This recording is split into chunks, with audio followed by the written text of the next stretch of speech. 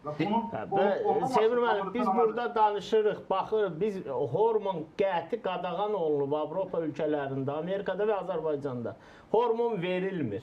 Yəni bunu biz deyirik, siz etibarlı mənbə axtarırsınız. Etibarlı mənbə axtaranda onu axtarın ki, biz onu veririkmi bir? Sevir müəllim deyir ki, verilərsə. Verilərsə demədi, verilərsə demədi. Verirlər, bizim broilerlər hormon verir, Seymur müəllim. Məndə belə məlumat yoxdur. Mən hormon verildikdə toyuq ətində qalması ilə bağlı danışıram. Verildikdə, indi mən də deyirəm ki, toyuğa qızıldan tac qoyulduqda, heç kim aparıb qoymur axı o tacı. Biz fakt nə yeyir, nə içir ondan danışaq. Qarğıdalı yeyir, deyir, nə bilim, soya yeyir. Qarğıdalı, buğda, soya, semişka yağı və digər mineral qatqılardır da, əsasən yem qatqılardır. Yəni başqa nə verilir ki, bu sintetik nədir, sintetik nə verilir? Deyir, antibiotik qala bilər. Antibiotik nə vaxt verilə bilər? Əgər o quş xəstələnərsə, o da ildə bir dəfə o xəstəlik keçirdərsə, 7 günündən 14 gündə onu verilə bilər.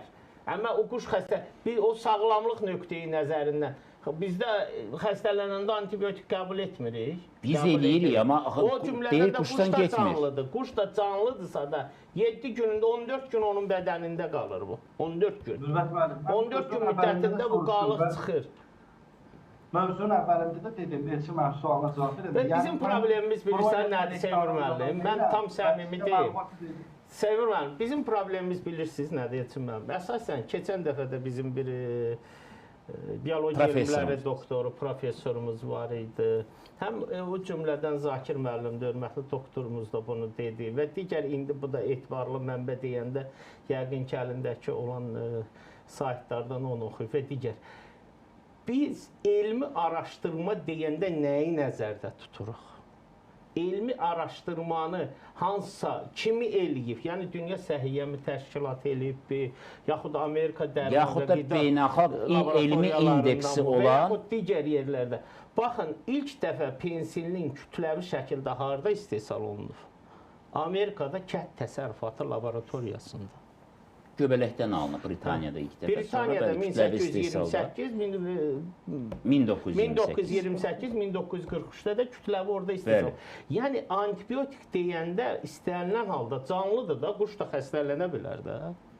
Xəstələnirsə bu ona verilir. Amma gündəlik kütləvi şəkildə verilmir ki, ildə bir dəfə bu xəstəlik keçirdərsə, həmin ona verilə bilər. Amma o da qalıq kimi qalmır. Nəzarəti altında olur. Nəzarəti altında. Baytarlıq nəzarəti altında olur. Bayaq dedik, doktor da dedi, Qida Təhlükəsizliyi Agentliyi tərəfindən laborator analizdən sonra o satışa çıxır.